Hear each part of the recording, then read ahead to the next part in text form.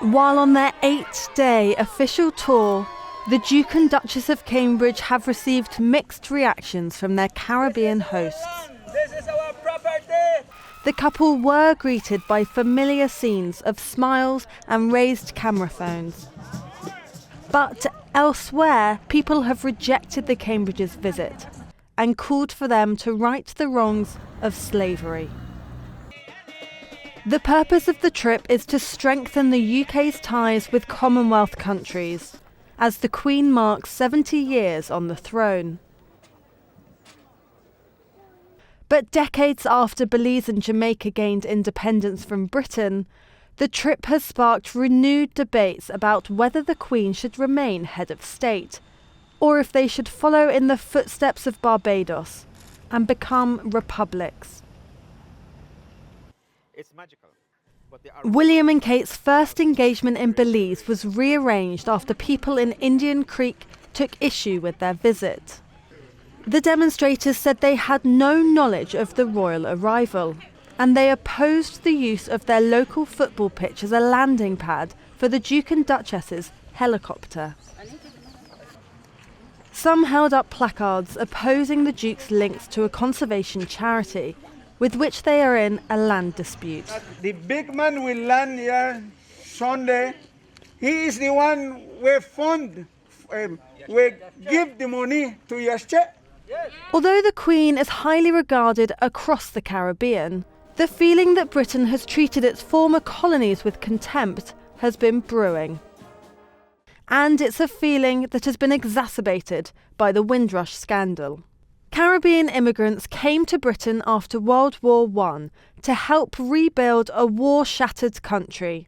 But in recent years, people who have been living and working legally in the UK for decades have been denied housing, jobs, or medical treatment, and in some cases, they've been deported.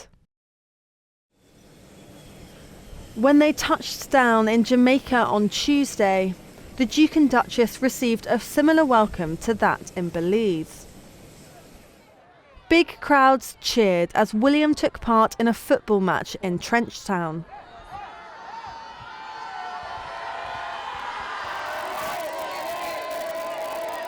But meanwhile, protesters gathered outside the British High Commission in Kingston.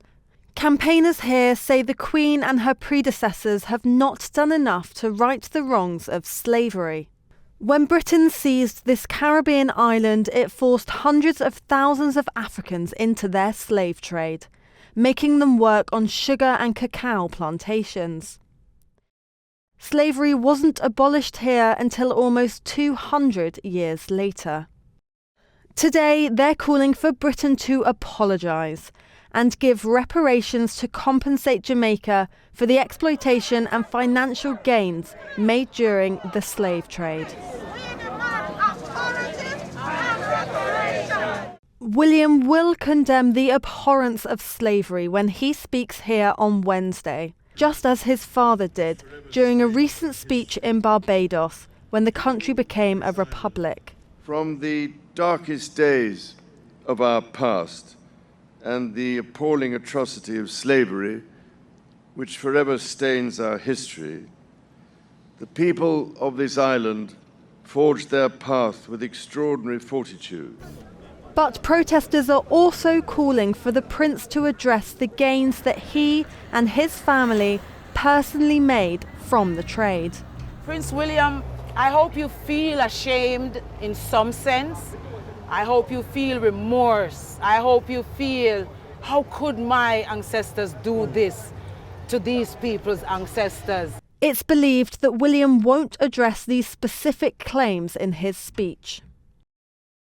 The people in these countries will decide whether they want to follow Barbados in becoming a republic. While some in Belize can see the benefit of having ties to the royal family, we still need help from the outer world, and I think having the Queen still is a good thing for us in that capacity. If one day we could become more stable as a country, then it would be okay to become a republic. Others in Jamaica feel more strongly that she has no place in their country in 2022. Queen hasn't given, she hasn't said anything. She's just there as the head, taking and taking. Those days are done. The monarchy is a relic. We should leave it behind. It's time for us to move forward and talk about the democratic process